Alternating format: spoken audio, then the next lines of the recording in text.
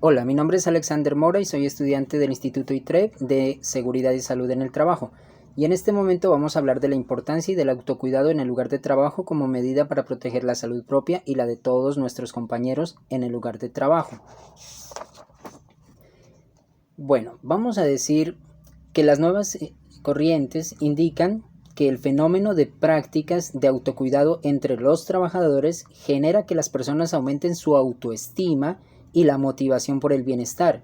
Adicionalmente, el concepto de salud y seguridad se traslada al ambiente familiar y social, ya que los nuevos comportamientos del trabajador influyen de manera positiva en quienes los rodean.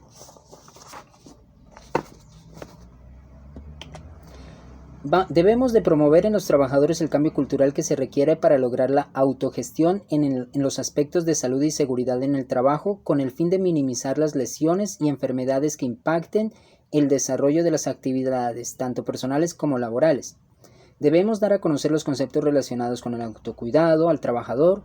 Debemos de instruirlos a los trabajadores en las prácticas recomendadas de autocuidado durante el desarrollo de las actividades cotidianas de su labor.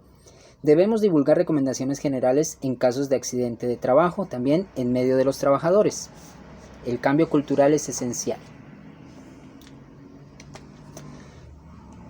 Algunos conceptos básicos que debemos de tener en cuenta. El autocuidado se refiere básicamente al cuidado de uno mismo y esto lo vamos a ver durante el transcurso de toda nuestra exposición, además de los estilos de vida. Vamos a hacernos una pregunta. ¿Cuáles son los principales factores de riesgo que pueden generar accidentes de trabajo o enfermedades laborales?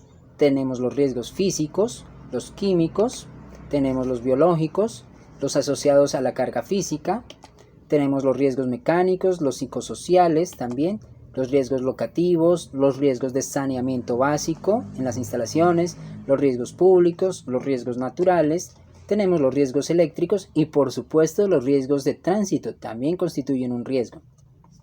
Ahora bien, debemos de recordar que los accidentes de trabajo y las enfermedades laborales siempre ocurren por una o varias causas que podrían haberse evitado con anterioridad si hubiésemos tenido en cuenta muchas cosas. Vamos entonces a dar algunas recomendaciones generales del autocuidado. Primero debemos de tomar conciencia de nuestro propio estado de salud. Debemos diseñar un plan de actividades teniendo en cuenta el estado de salud actual de cada uno de nosotros. Debemos de comprometernos, y esto es muy importante, con las prácticas de autocuidado que vamos a adoptar de ahora en adelante.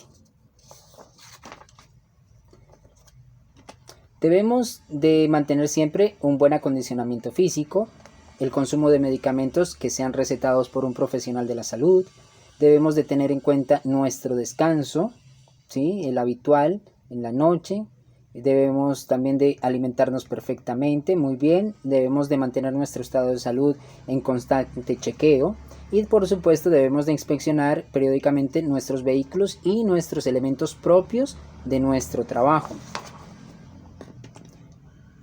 Así es que, por ejemplo, vamos a dar como recomendación el hacer las pausas activas, tanto individuales también como las grupales. Las individuales se pueden hacer en el sitio de trabajo o también en casa.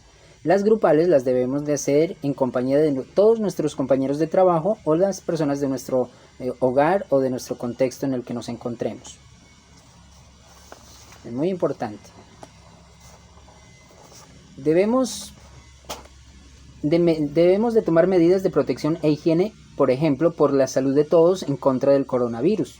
El momento actual en el que estamos viviendo nos conlleva a tener esto muy en cuenta. Debemos de estornudar, por ejemplo, o toser en el interior de nuestro codo, lavarnos perfectamente nuestras manos, el uso correcto del tapabocas y si, por ejemplo, te sientes muy enfermo, no debes de asistir al trabajo. Debes de comunicarte.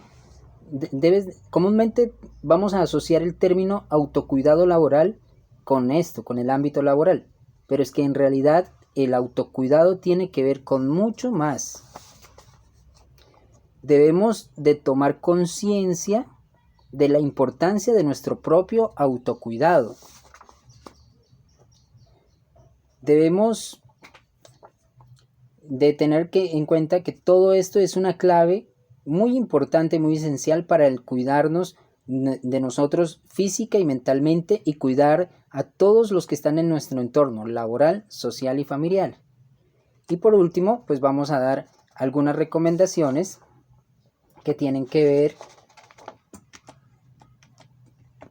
en el caso de un accidente de trabajo. Por ejemplo, si ocurre un accidente de trabajo, debemos de conservar la calma, el trabajador accidentado debe recibir los primeros auxilios, debe avisarse inmediatamente al personal que lo va a atender y se debe de gestionar de inmediato el traslado seguro a una IPS. Todo esto, como lo dije antes, es la clave del autocuidado para conservar la salud nuestra y la de nuestros compañeros de trabajo o de nuestro entorno social. Muchísimas gracias.